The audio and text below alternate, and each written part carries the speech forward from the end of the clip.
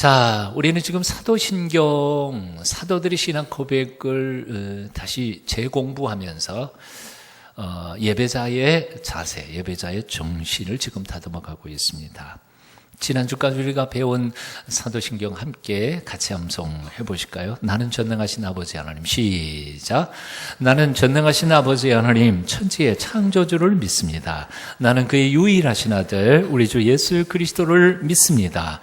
그는 성령으로 잉태되어 동정녀 마리아에게서 나시고, 아멘. 이거 지난주까지 우리가 묵상한 겁니다. 오늘 우리가 함께 묵상할 부분입니다. 한번 따라해 보십시오. 본디오 빌라도에게 고난을 받아. 네, 본디오 빌라도에게 고난을 받아. 지난주에 우리는 예수님께서 마리아의 몸을 빌어온 100% 순전한 인간이신 동시에 그럼에도 불구하고 보통 정상적인 사람들처럼 잉태된 게 아니라 성령님의 놀라운 능력으로 잉태가 되신 완전하신 하나님이시기에, 그래서 우리의 연약함과 우리의 부족함과 모자람을 다 아시면서도 우리를 능히 도우실 수 있는 중보자이시고 대제사장이신 것을 우리가 지난주에 배웠습니다. 기억나시죠? 한번 따라해 보시겠습니다. 그러므로 우리가 긍휼하심을 받고 때를 따라 돕는 은혜를 얻기 위하여 은혜의 보좌 앞에 담대히 나아갈 것이니라. 은혜의 보좌 앞에 우리가 구걸을 하러 나갈 필요가 없습니다. 우리는 노숙자가 아니고 거지가 아니니까 우리의 형편을 누구보다도 잘 아시는 우리 주님께서 우리를 받아주시고 우리를 도우실 수 있는 분이기 때문에 때를 따라 돕는 은혜를 얻기 위하여 은혜의 보좌 앞에 담대히 나아가서 요청하라는 거죠. 히브리서 4장 16절 말씀이었습니다. 자, 그런데 오늘 본문, 지난주의 본문과 오늘 본문을 이렇게 이어가다가 보면 참 이상한 점이 하나 발견됩니다. 여러분 한번 찾아보시길 바랍니다. 지난주에 우리는 성령의 능력으로 잉태되어 마리아의 몸에서 태어나셔서, 오늘의 본문은 본디오 빌라도에게 고난을 받으시고 십자가에 못 박혀 죽으셨다. 뭐 이상한 거 없으세요? 예. 갑자기 질문하니까 여러분들이 당황하시는 것 같은데, 자, 보세요. 이상한 게 있어요. 성령의 능력으로 잉태되고 마리아의 몸에서 태어나신 예수님께서 본디오 빌라도에게 고난을 받아가지고 십자가에 못 박혀 죽으셨습니다. 이상한 건 간단합니다. 탄생과 죽음이 한꺼번에 그냥. 탄생 얘기해놓고 그 다음에 일생에 대한 얘기가 한 줄이라도 있어야 되지 않아요? 어떻게 사셨는지, 무슨 일 하셨는지, 무슨 가르침이 있었는지, 오병이의 기적도 안 돼 있고 산상수훈 얘기도 한마디도 없고 탄생한 얘기 다음에 그 다음에 죽은 얘기가 딱 붙어 있단 말이에요. 예수님의 일생은 한 줄 한마디도 포함되지 않았어요. 이것은 마치 봉동묘지의 무덤 묘지 비슷한 거예요.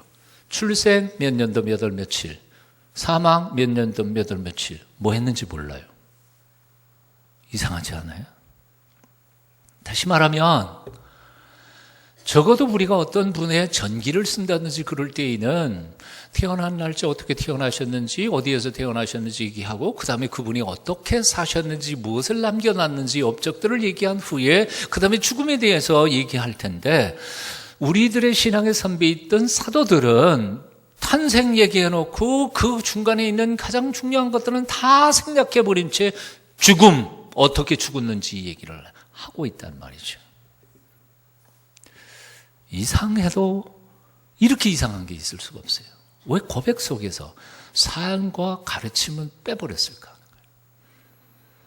사실 복음서의 기록도 마찬가지입니다. 예수님의 일생을 적어놓고 그 가르침을 적어놓은 복음서들도요, 주의 깊게 잘 살펴보면 마태복음, 마가복음, 누가복음 이 세 가지를 우리는 공관복음서라고 말하는데요.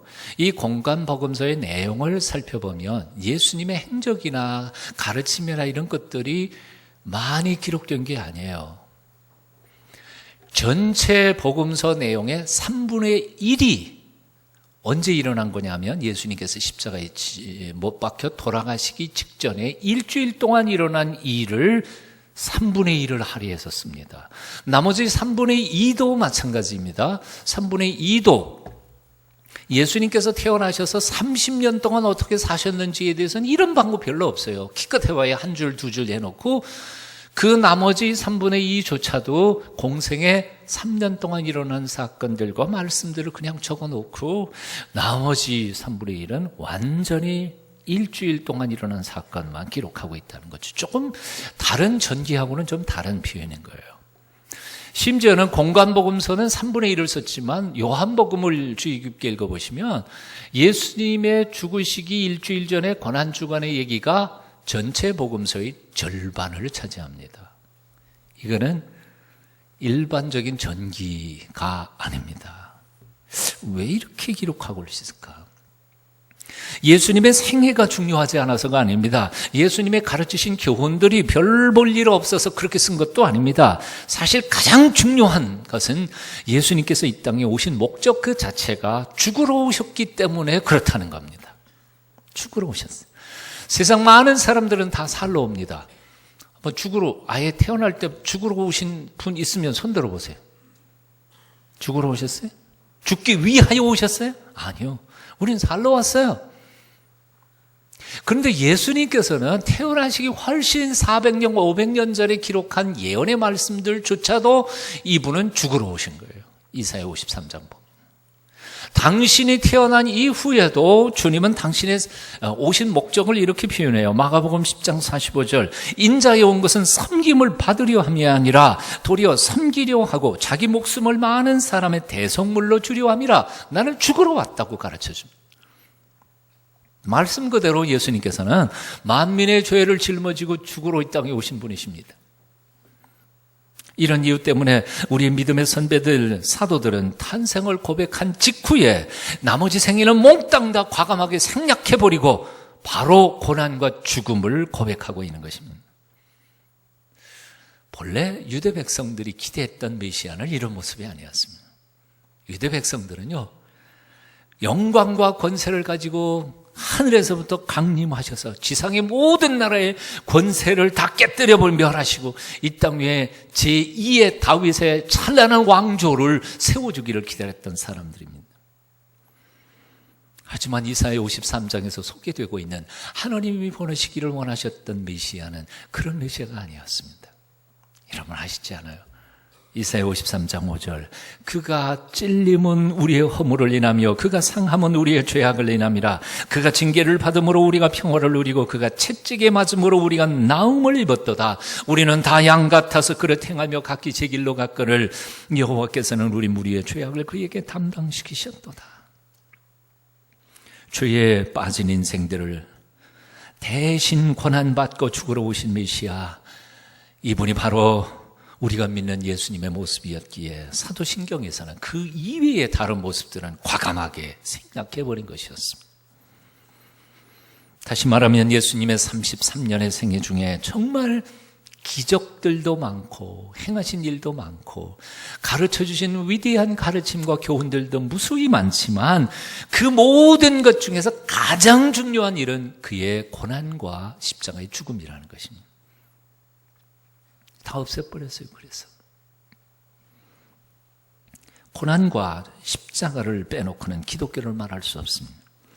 아무리 그럴듯하게 미화를 시켜도 십자가 없는 교회는 결코 교회가 아닙니다. 아무리 현대인들에게 아름답게 묘사를 하고 다가가도 복음에서 십자가를 빼놓은 복음, 그런 기독교는 사이비입니다. 예수님의 고난과 십자가, 그것은 기독교의 골수이자 핵심입니다. 그는 변할 수가 없어요. 빼버릴 수가 없어요. 독일의 신학자 본회퍼는 2차 세계대전 때에 잠깐 동안 강의 때문에 미국에 간 적이 있었습니다. 유니온 신학교에서 강의를 마치고 돌아가려고 하는데 여러분 아시죠? 그때 바로 히틀러가 독일에 있는 교회들을 휘어잡고 그를 메시아로 추대받으면서 전 유럽을 휩쓸고 전쟁으로 휩쓸어가게 됐습니다. 미국에 있던 그 보네포의 친구들이 지금 가면 죽는다. 가지 마라. 그냥 있어라. 보네포는 분연히 일어나서 다시 돌아갑니다. 사랑하는 조국 독일을 위하여, 히틀러 치하에서 고난받고 있는 독일의 고백교회 성도들을 위하여 그는 다시 돌아갑니다. 돌아가서 히틀러 암살단원의 일원으로 활동을 시작하다가 그만 그 음모가 사전에 발각됨으로 해서 잡혀서 1945년 전반기에 그는 사형장에 이슬로 사라지죠. 총살형에 처합니다. 그가 죽기 전에 옥중에서 쓴 글 중에 이런 글을 남겨놨습니다. 명령 때문에 고통을 받는 것은 자의로 스스로 고통을 받는 것보다는 쉽다. 여럿이 함께 고통받는 것은 혼자 고통받는 것보다는 쉽다.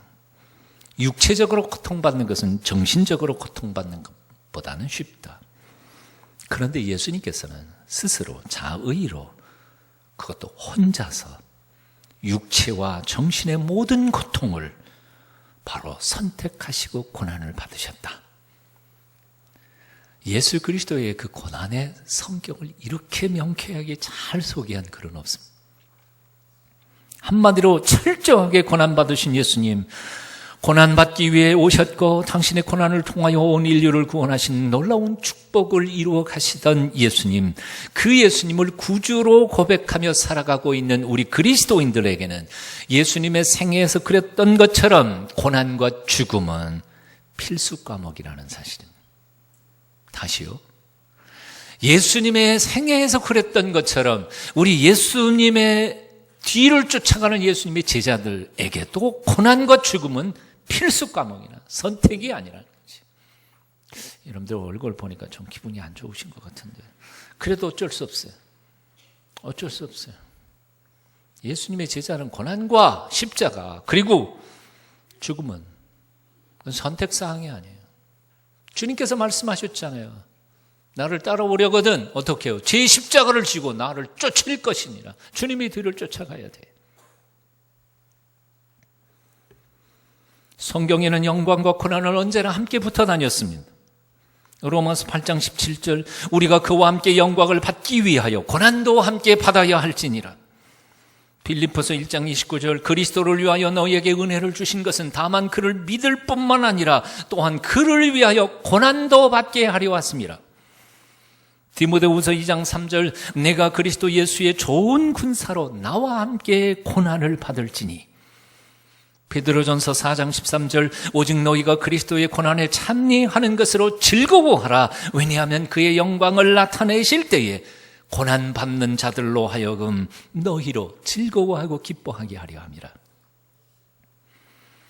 고난을 통해서 만민을 구원하신 메시아이신 예수님을 믿는다고 고백하는 것은 다른 말로 우리도 그 고난에 동참하며 그렇게 살겠습니다 라고 하는 서약과 똑같은 것입니다.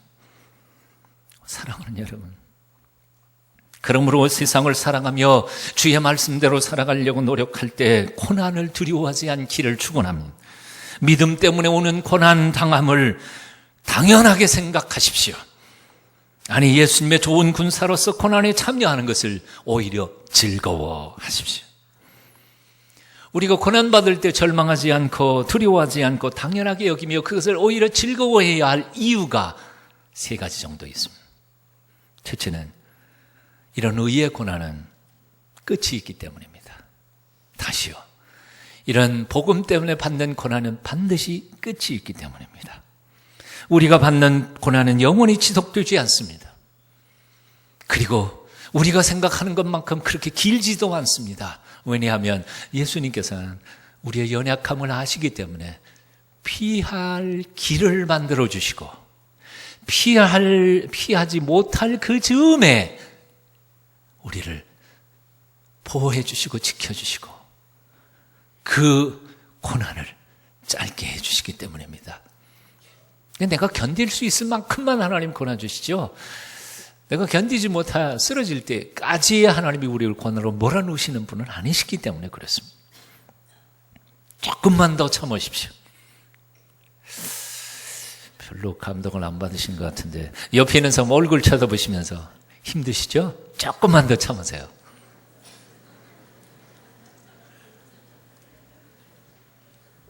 두 번째로요. 장차 우리가 받을 영광은 지금 우리가 받고 있는 이 고난에 비교해서 엄청나게 클 것임을 우리는 믿기 때문에 로마서 8장 18절 생각하되 현재의 고난은 장차 우리에게 나타날 영광과 좋게 비교할 수 없도다. 지금 우리가 겪고 있는 이 고난은 이건 장차 하나님께서 이 고난의 영광으로 우리에게 베풀어 주실 영광의 축복과 비교하면 아무것도 아니니까요. 아무것도 아니에요. 아무것도 아니에요. 여러분 운동하는 거 힘들죠?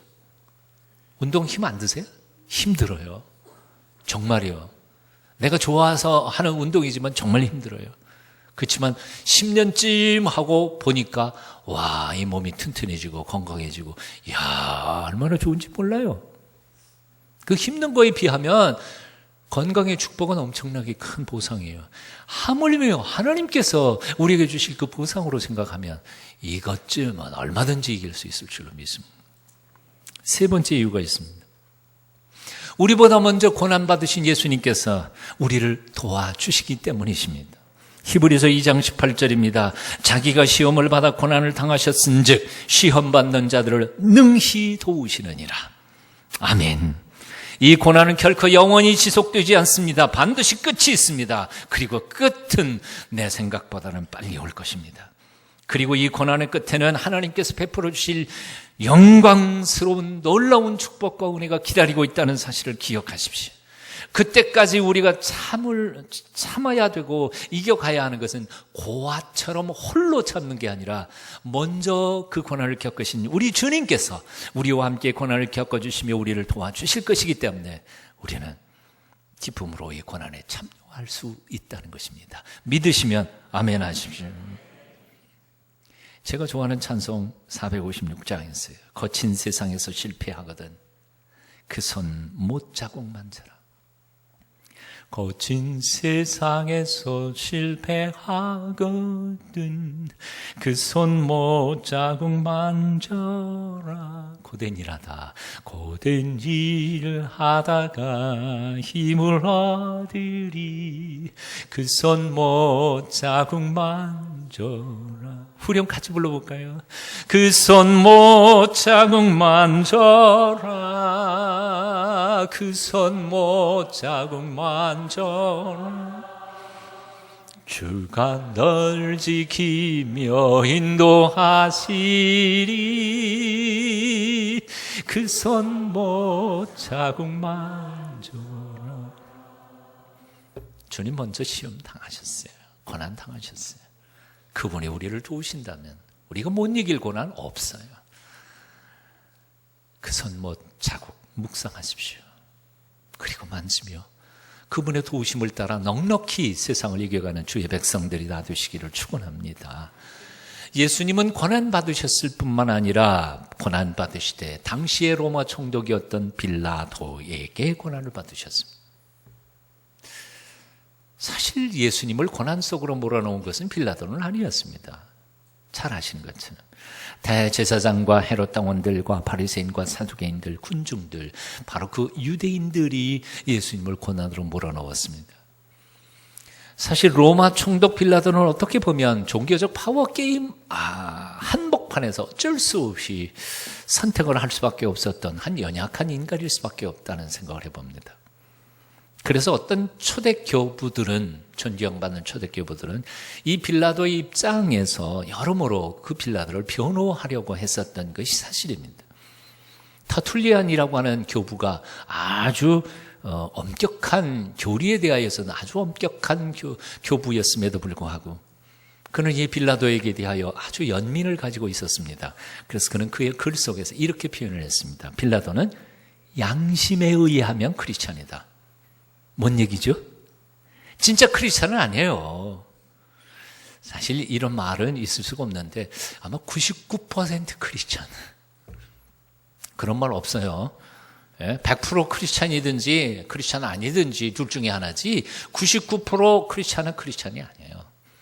그러나 그만큼 터툴리안도 이 빌라도에 대하여 연민의 마음을 가졌던 거죠. 여러분 생각해보세요. 물 끓이는데 99도까지 하면 물이 끓어요? 안 끓어요. 99도까지도 안 끓어요. 100도 돼야 끓지. 예수 그리스도를 주로 모시고 믿음 안에서 헌신한 자가 그리스도인이지. 흉내만 낸다고 99% 흉내 낸다고 그래서 그가 크리스찬입니까? No, 아닙니다. 예수님을 주로 모시고 그 말씀대로 살려고 노력하고 했습니다.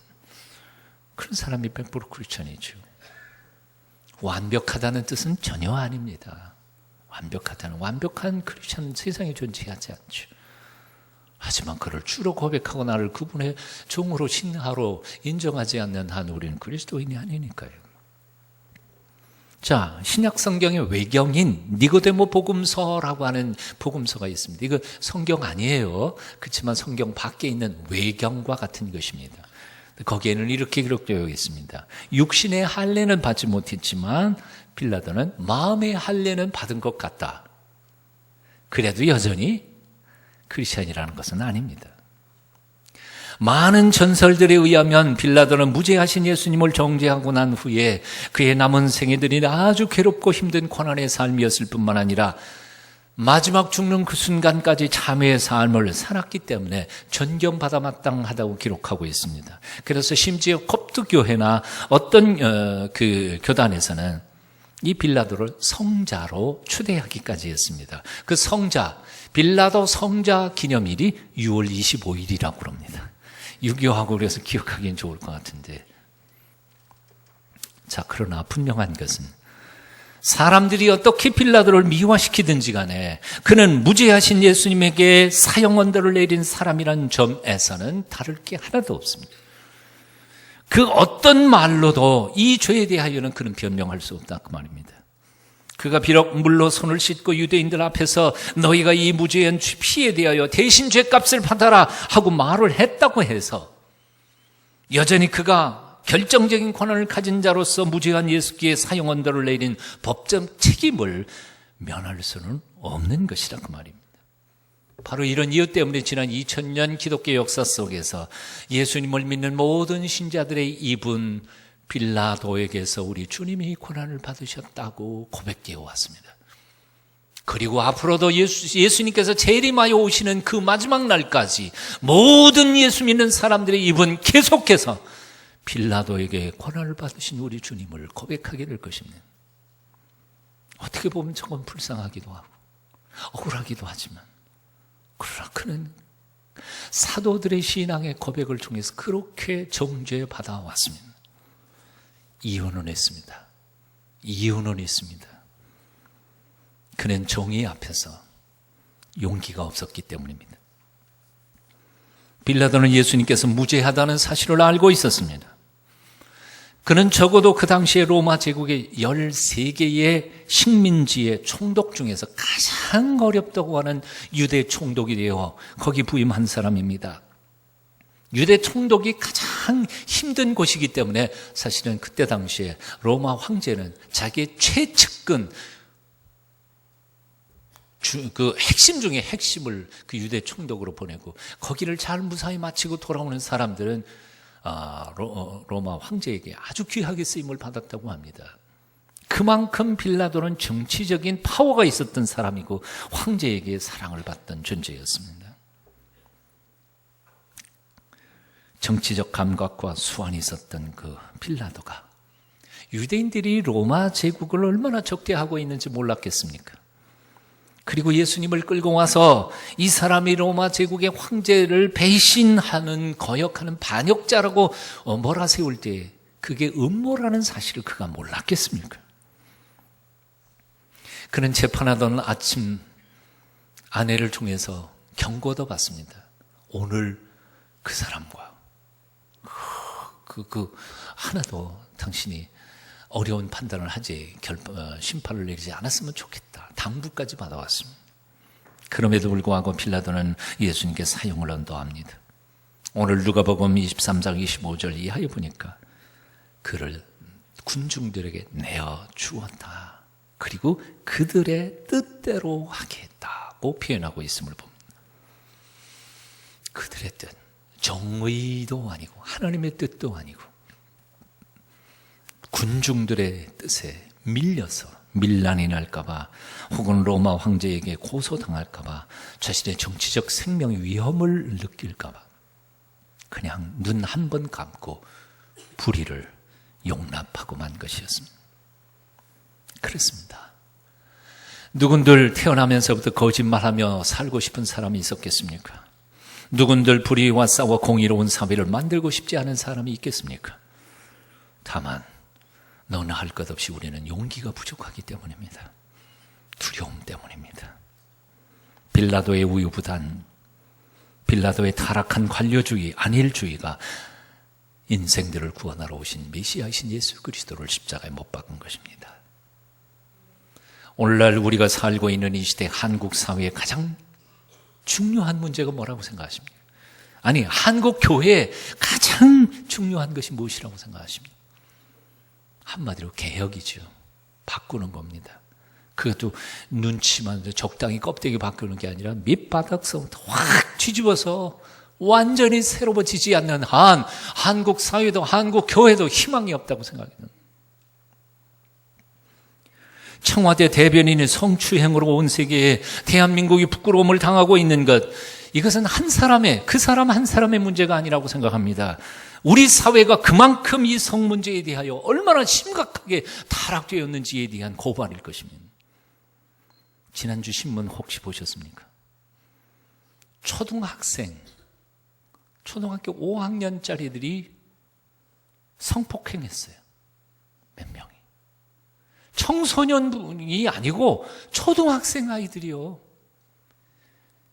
이게 그저 단지 그 아이들의 문제라고 생각하십니까? 아니요. 이 사회의 문제입니다. 학교에서 우리는 뭘 가르치고 있는 것입니까? 아니, 집에서 우리 아빠와 엄마들은 아이들에게 뭘 가르치고 있는 것일까요? 교회에서는요. 경찰 간부가 폭행을 하고 육사를 나온 엘리트 중대장이 자기 차에서 총에 맞아 죽었습니다. 지방 공무원들이 국민의 혈세를 낭비해서 빚더미에 올라앉아 파산 직전에 있는 지방 정부가 9개 이상이 된다고 합니다. 아무도 책임을 지려고 하지 않습니다. 와, 이거 보통 문제가 아니지 않습니까?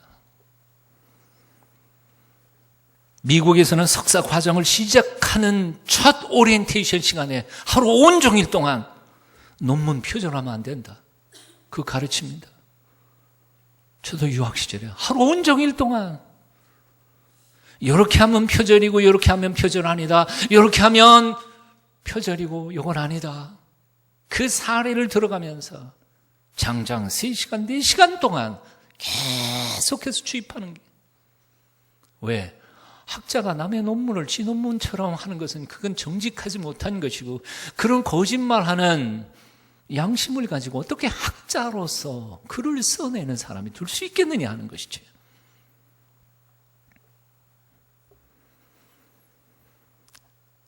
오늘날 정직하지 못한 교수들을 통해서 이루어지는 교육이 어떻게 제대로 될 수 있겠습니까?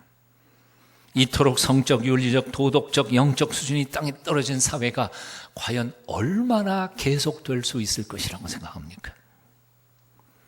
3만 불 국민소득의 시대를 자랑하지만 오히려 300불 시대보다 더 윤리, 도덕적 수준은 땅에 떨어져 있습니다. 행복감은 점점 더 옅어지고 상대적 박탈감은 오히려 더 심각해져 가고 있습니다. 정신병자, 우울증, 공황장애자, 수많은 폭력과 강력 사건들은 폭발하고 있습니다.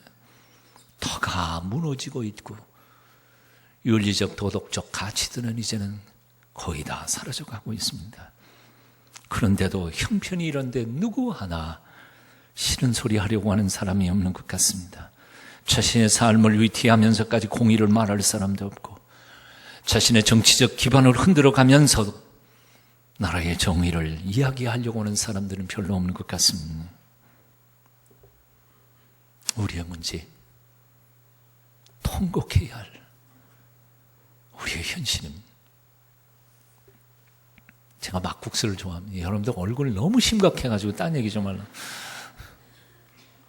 제가 막국수를 좋아해요. 싼 데다가 손님만 오시면 그래서 저 막국수집 내려가면 손님 오셔서 막국수 주셔서 막국수를 먹고 올라오다가 저기 어디에요? 저 정비소 앞쯤에서 아마 고등학생들인 것 같아요. 시커멓게 생긴 녀석들이 빵인지 과자인지 먹다가 과자를 슬그머니 이렇게 버리고 가요. 버리고 지나가는 내 눈에 띄었는데, 야 임마 주워. 그때 이런데 착 쳐다보고 나를 쳐다보더니, 야 주술이잖아. 주워가더라고. 옆에 있던 분이 나보고, 와 목사님 엄청 용기가 세네요.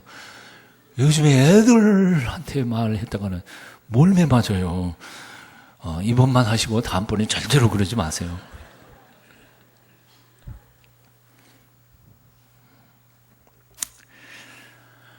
무폭력을 주장했던 깐디는 이런 말을 남겼습니다.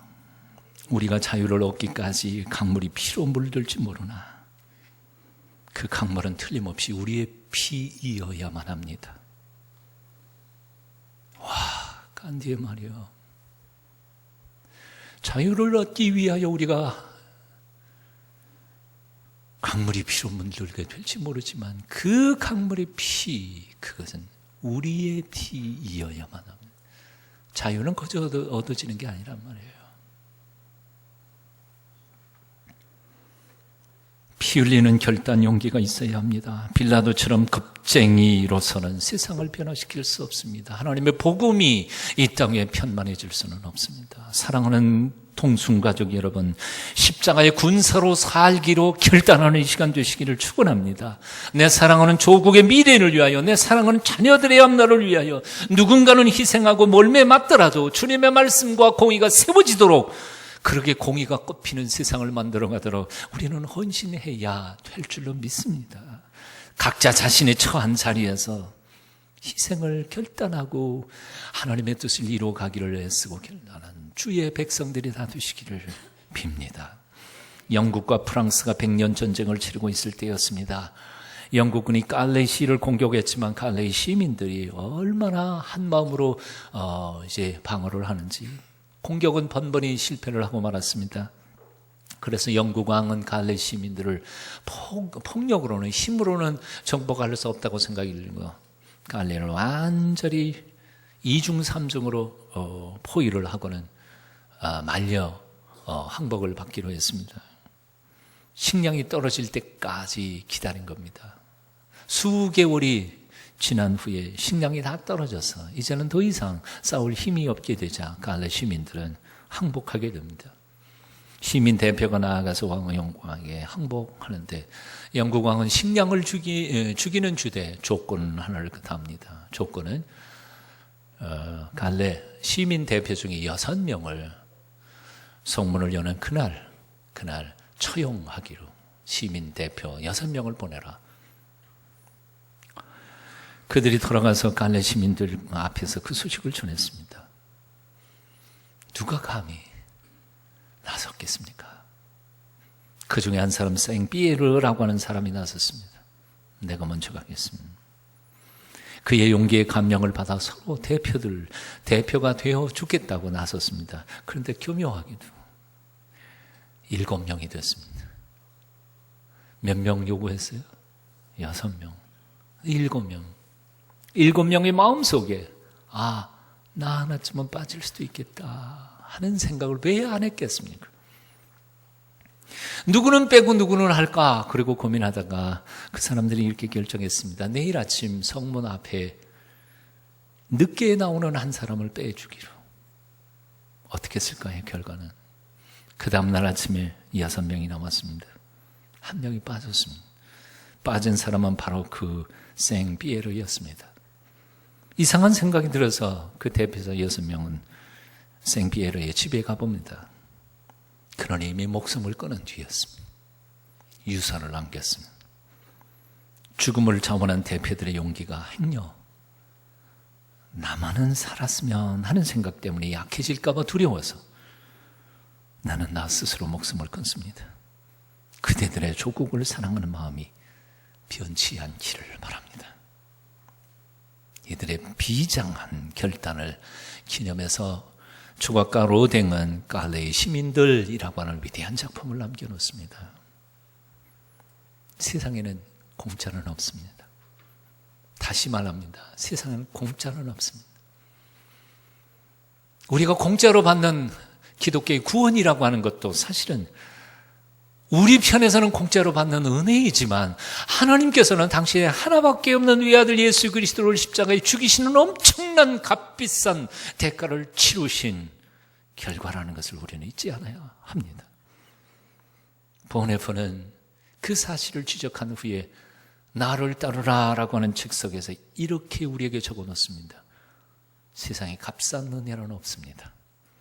예수님께서 우리를 부르실 그때에 와서 나와 함께 죽자고 부르시고 계십니다.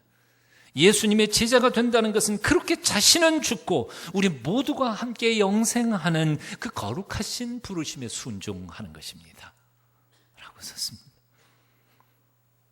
그 거룩한 부르심에 오늘 이 아침 순종하시기를 축원합니다. 기도하겠습니다. 하늘 부자를 떠나 이 땅에 사람 되어 오신 주님을 찬양합니다. 그 거룩한 희생으로 온 세상을 살리신 주님을 우리가 구주로 부르고 있사오니 우리 또한 그렇게 살고 죽을 수 있도록 믿음을 주시옵소서. 예수님 이름으로 기도합니다.